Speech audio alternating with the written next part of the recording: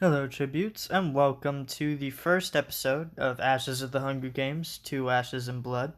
This is the next series in the Ashes of the Hunger Games timeline. Basically, this takes place after the end of Ashes of the Hunger Games, of course.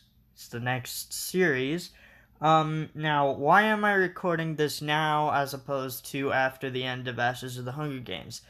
It's gonna take me a while to get to the end of Ashes of the Hunger Games, and I wanted to get a head start on writing this. So what I'm going to do is I'm going to alternate. I'm going to alternate every other week.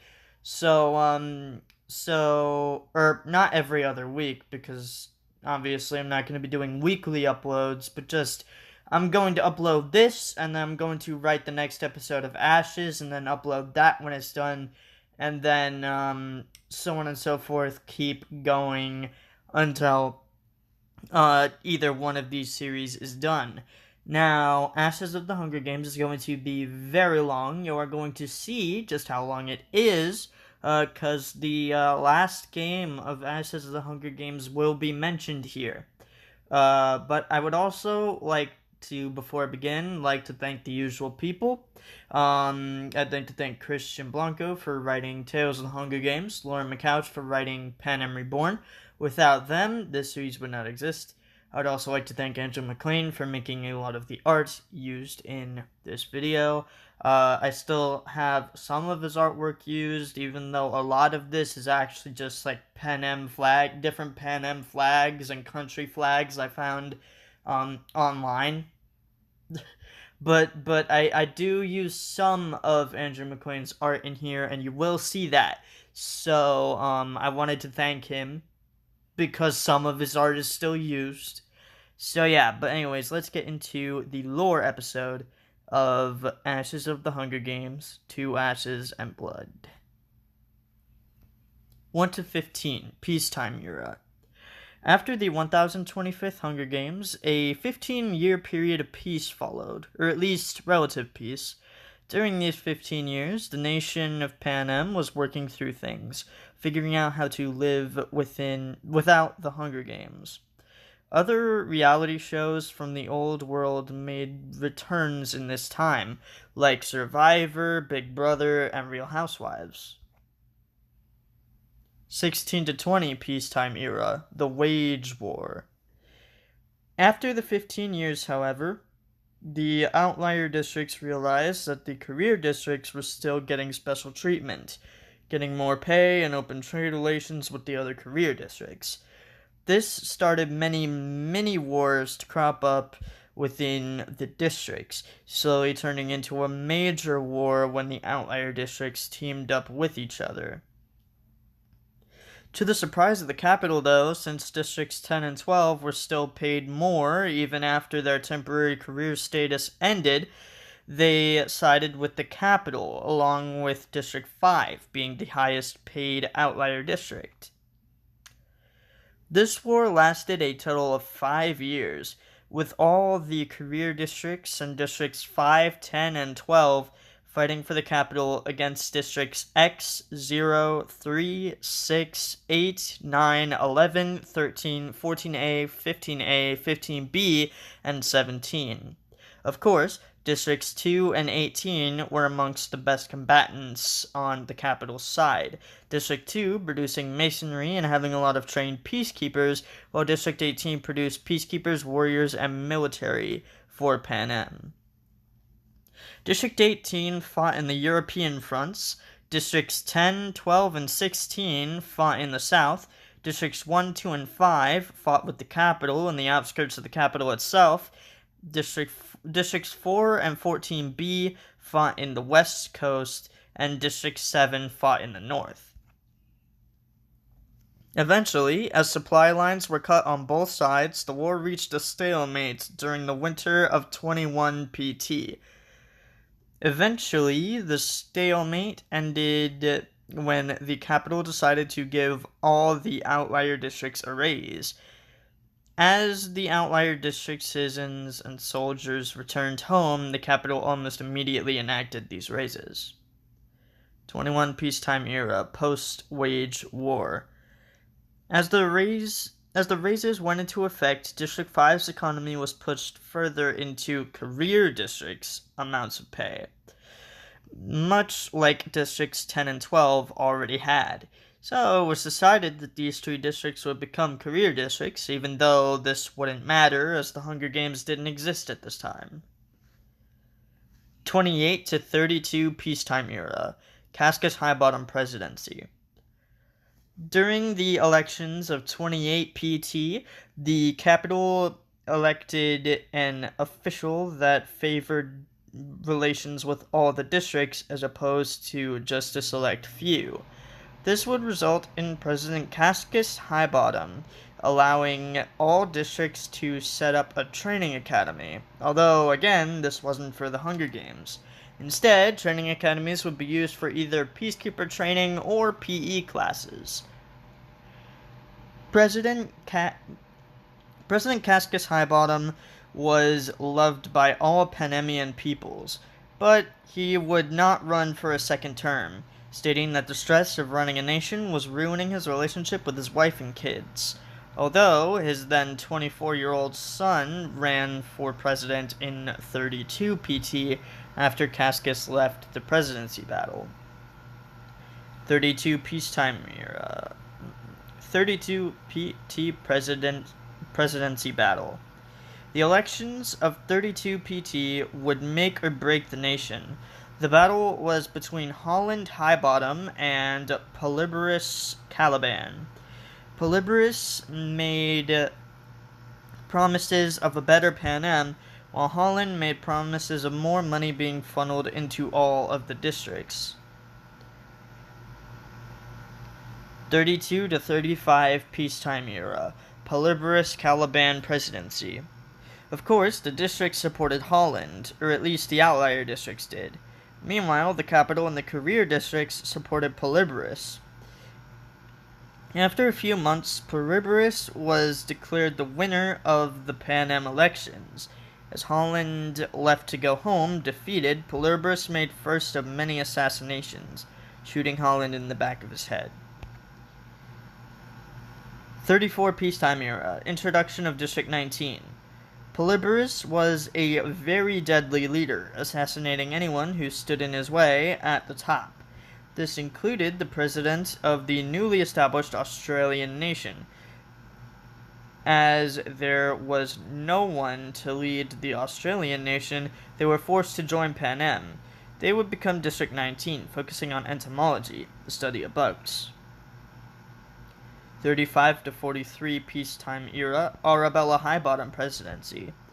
After the introduction of District 19, Polyborus was assassinated during the year 35 PT by the youngest child of Cascus, Arabella Highbottom, age 19. As Arabella was seen as a hero and voted to lead Panem for a short while after assassinating Polyborus, Arabella made things better, especially in the newly inducted District 19. Recently, bushfires have ravaged District 19. Arabella noticed something needed to be done about it, so she established her very own firefighting force for each and every district, although it was mostly for District 19, as they needed it most. These firefighting forces in every district would do amazing at putting out fires, but both physically and politically. In the year 36 PT, Arabella ran for president again, being supported by everyone in Panem and easily winning against the forgettable Jackson Pluribus. Arabella would lead the nation for 2 consecutive terms before the stress became too much and she'd commit suicide in January of 43 PT. 44 to 47 Peacetime era, Lucretius Pollux presidency. During the elections of 44 PT, Panem was still grieving the loss of Arabella, one of the greatest leaders the nation had seen in the past 50 years. This year, the elections were between the district-supported Popularist Party, Dolores Highbottom, and the capital-supported Optimates Party, Lucretius Pollux. Before they faced against each other, Dolores and Lucretius were best friends, getting into some crazy trouble over the years. When the pair were exiled to the unoccupied nations of Spain and Portugal, Dolores made friends with the locals. Meanwhile, Lucretius fell in love with their music and a girl. The only problem, Dolores liked this girl too. The pair competed for this girl, the girl eventually deciding to be with Dolores. This betrayal would not be taken well by Lucretius. In a drunken fit of rage, Lucretius would kill the then 16-year-old Portuguese girl. Dolores would never forgive Lucretius for this. As the pair fought for the spot of presidency, along with making promises to make Panem a better place, they also used dirty tactics to get higher up in the polls. Lucretius aired Dolores' dirty laundry, and Dolores did the same. Eventually, surprisingly, Lucretius would win the election. As the youngest president of Panem at the age of 17, Lucretius didn't make many good decisions. His first of many bad decisions, though, was when he decided to invade Spain and Portugal. This intense bloodlust caused him to kill many Spanish and Portuguese locals before taking over the land. In his memory of the land, he deemed that they would produce music for Panem capital citizens to listen to.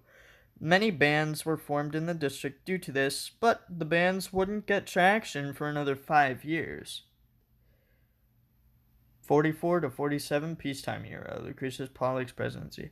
Lucretius would also close off trade relations with any outside countries, even Xebec and the newly formed Corinth, now located in Vietnam instead of Australia. It was at this point that Panem started to hate Lucretius. Even the capital, who had once supported him, as he had also shut off trading between the districts. As districts rebelled against Lucretius's lead, Lucretius would hide in his bomb shelter under his house. The next day, Lucretius would be found dead with a gun in his own hands the next day. There was no funeral held and his body was burned. Instead, Dolores would take over the presidency for the one remaining year of Lucretius's term. 48 peacetime era, Dolores Highbottom presidency. Dolores would fix many things, including reopening trade relations between Panem and outside countries, along with reopening trade relations between the districts. He'd give the outliers another raise, pushing Districts 3 and 11 up to career status as well. District 3's career status wouldn't last long though. But District 11 would remain a career district though, as they had always been contenders in the games. 48 to 52 peacetime era, Olivius Price presidency.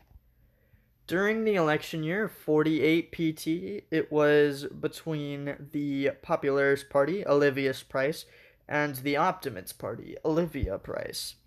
These twin siblings started off running for the same party until a difference in their political strategies emerged during the year of 45 PT, causing Olivius to switch over to the district-backed Popularist Party. As Olivius won, he would decide to make his twin sister the vice president. Together, Olivius and Olivia would make Panem an even better place. The pair would start peace talks with the neighboring nation of Ontario to the north, along with the other nations that had once made up the nation of Canada. 50 peacetime era, introduction of District 21. Out of these nations, Ontario decided to officially join the nation of Panem, making them District 21. It was decided that due to many beekeepers already living in Ontario, District 21 would focus on beekeeping. This district would be paid a lot right off the bat, making them a career district, even though they were the poorest career district of them all. 52 Peacetime Era, Assassination of Olivius Price.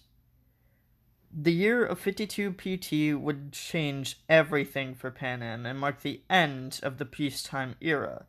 During the elections that year, the Optimist Party representative William Olympia would kill the representative for the Popularist Party, Olivius Price, who was running for a second term. Because of this, tensions grew in Panem between the angry outlier districts and the capital and career districts. Of course, districts 1, 2, 4, 5, 7, 10, 11, 12, 14B, 16, 18, 20, and 21 stuck by the side of the capital, whilst districts X, 0, 3, 6, 8, 9, 13, 14A, 15A, 15B, 17, and 19 joined together to fight against the careers and the capital. 1 to 32 Wartime Era, World War IV.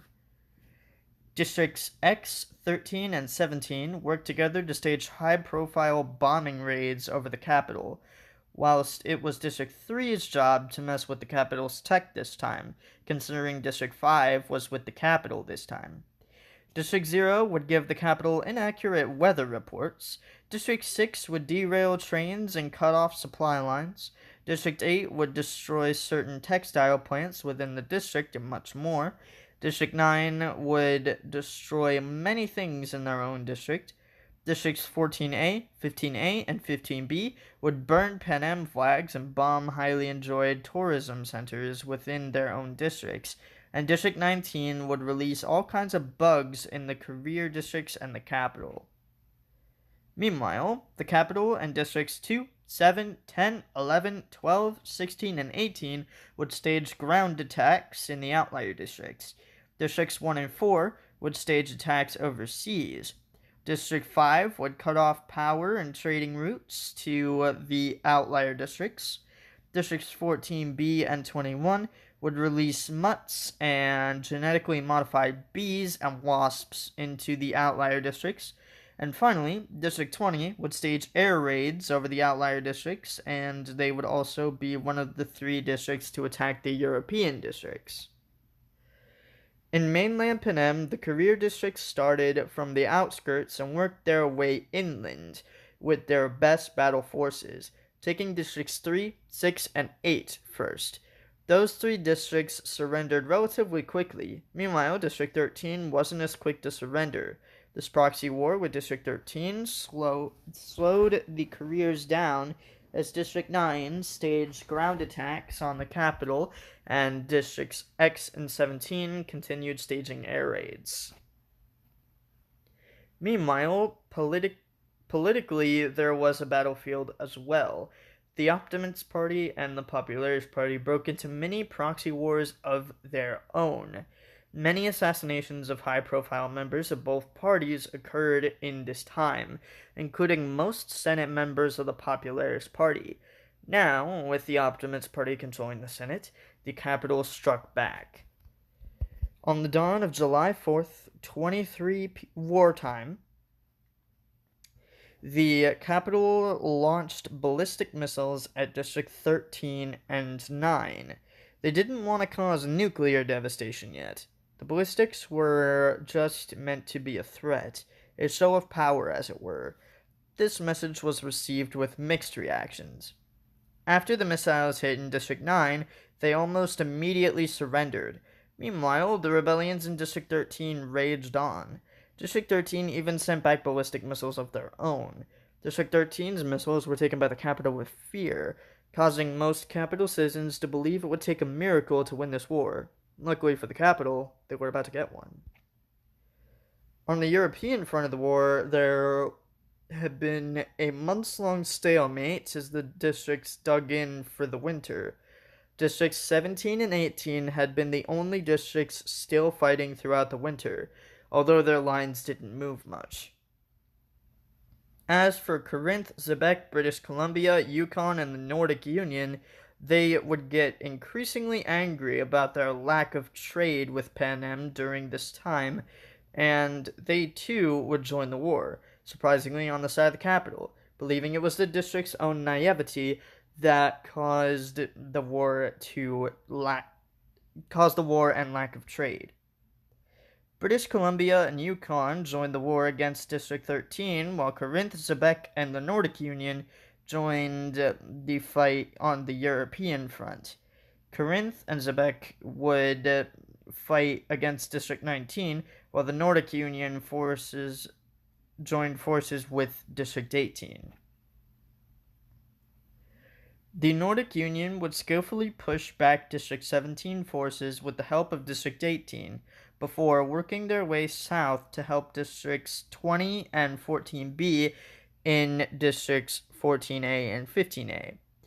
As the group skillfully cut off supply lines for the pair of districts, they quickly surrendered. As for the mainland battles, District 13 was still unrelenting, sending ballistic missile strikes on Yukon and British Columbia now. Many settlements in the two nations were destroyed, but, much like District 13, Yukon and British Columbia weren't giving up. The pair of nations would send displays of power, or DOPS for short, over District 13. Low-flying planes would send shockwaves through District 13, forcing many soldiers inside to remain safe from the DOPS. Eventually, the capital used this to their advantage. At the dead of night on July 4th, 27 wartime, the capital, Yukon, and British Columbia worked together. Yukon and British Columbia sent DOPS over District 13, while the capital launched ballistic missiles at a building they noticed most District 13 soldiers would hide during the DOPS. This deadly combination would prove vital to the war.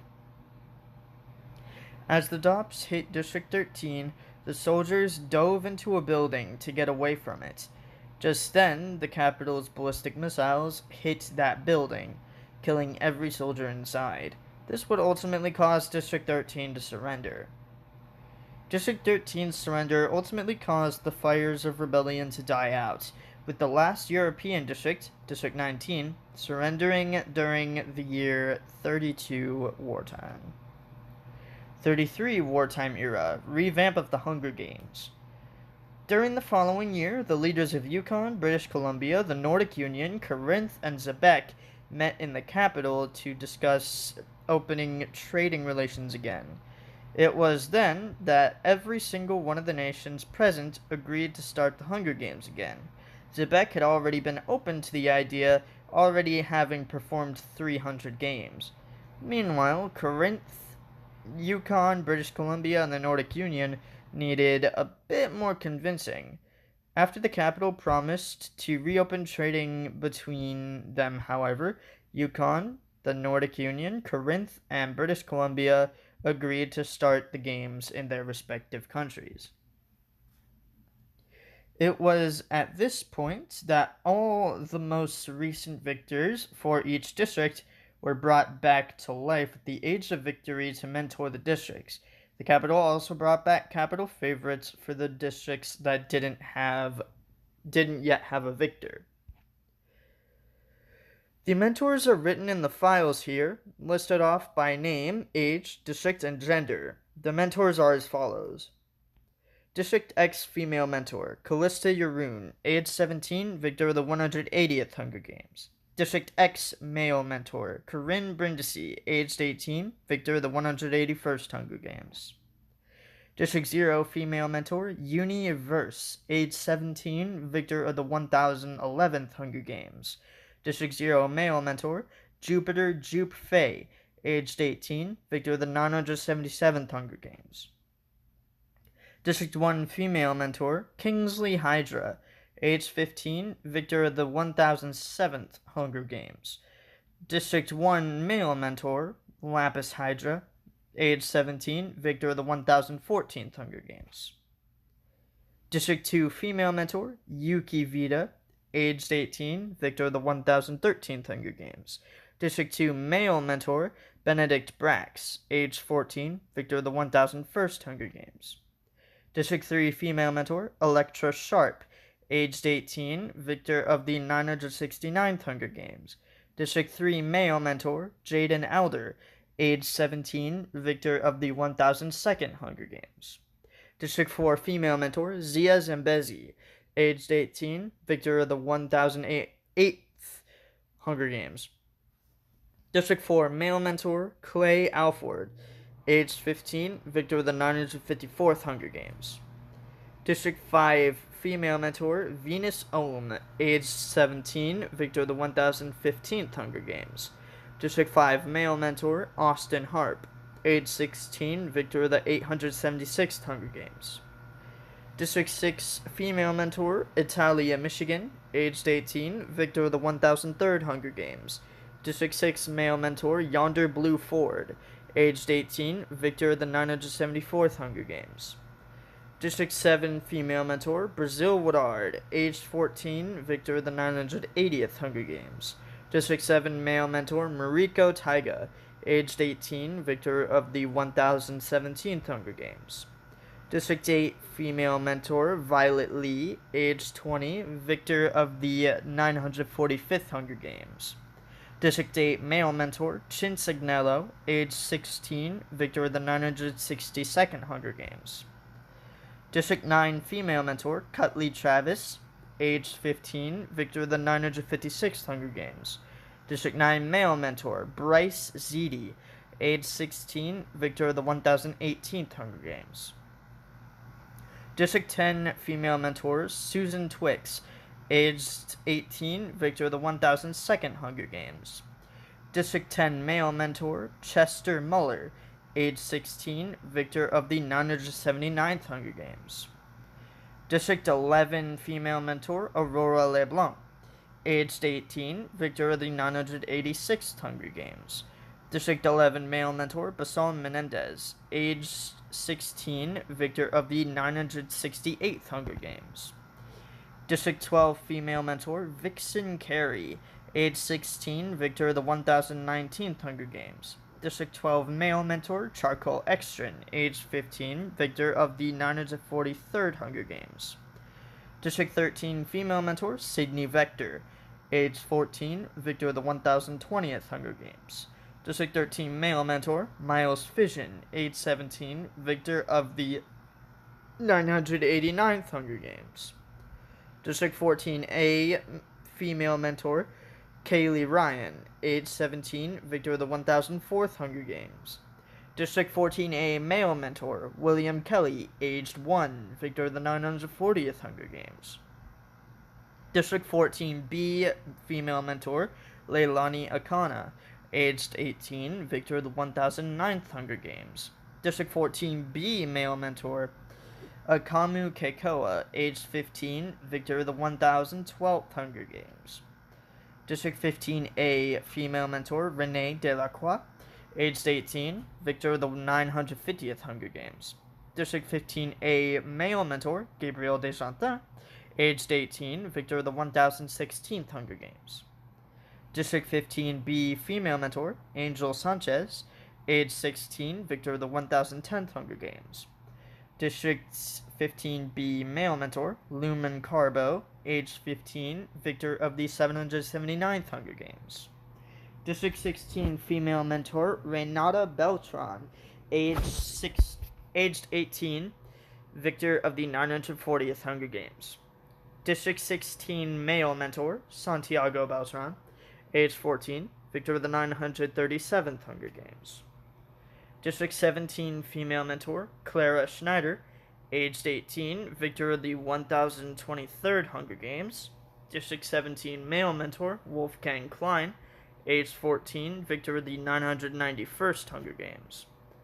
District 18 female mentor, Zora Novak, aged 18, victor of the 1021st Hunger Games. District 18 male mentor Noah Brunner, aged 18, victor of the 1024th Hunger Games. District 19 female mentor Petra Proline from 14B, age 13, victor of the 999th Hunger Games.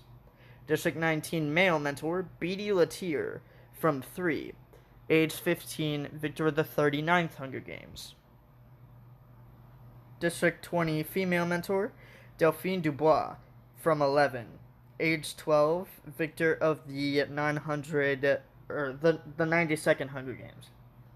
District 20 male mentor Cassius Heath from 2, age 16, victor of the first Hunger Games. District 21 female mentor Alicia Heath from 2, aged 18, victor of the 89th Hunger Games. District 21 male mentor Finnick O'Dare from 4, aged 14, victor of the 65th Hunger Games.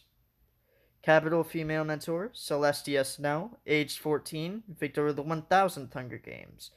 Capital male mentor Benedictus Highbottom, aged 15, victor of the 2nd Rebellion Games. Once all these mentors were announced and the reaping for the first new Hunger Games were set to take place July 4th of the following year, the career districts were allowed to reopen their training academies and the outlier districts were forced to shut theirs down. One new Hunger Games era. This announcement was met with mixed reactions, the career districts obviously being excited about this new change, while the outlier districts staged many uprisings again, but these uprisings were quickly squashed before the reapings of the first new Hunger Games. So yeah, guys, that is the end of the lore episode for Ashes of the Hunger Games to Ashes and Blood. A few new districts that you don't recognize are here. For instance, Districts 0, 14B, 15B, 16, 17, and 18. That's 6 new districts that you have no idea what they are. I did introduce 3 more, Districts 19, 20, and 21, but in this time, I have told you where they are and what they do. Now, if I had done this how I was originally planning to do this, where I was like, I'll record this series after I'm done with Ashes of the Hunger Games, you would already know what those 6 districts that I talked about before, 0, 14B, 15B, 16, 17, and 18, you would already know what they do and where they are, but since we haven't gotten to that part in Ashes of the Hunger Games yet, and we still have quite a while until we do get to that part, I am going to actually also make a district info video, possibly sometime soon. I think I'm gonna upload it pretty soon compared to now, and then I'll start work on the next episode of Ashes. So there will be this episode, and then the district info episode, and then I'll get to work on Ashes, upload the next episode of that, and then it will be the first new Hunger Games, and then the next episode of Ashes, then the next episode of the new Hunger Games, so on and so forth until it's done. So yeah, guys, but that is the end of this first episode. So the next few slides will just be showing off the mentors of the districts. Yeah, and you guys can pause and read at your own discretion when you see the slides. So yeah, let's just I guess let's just get into it, I suppose.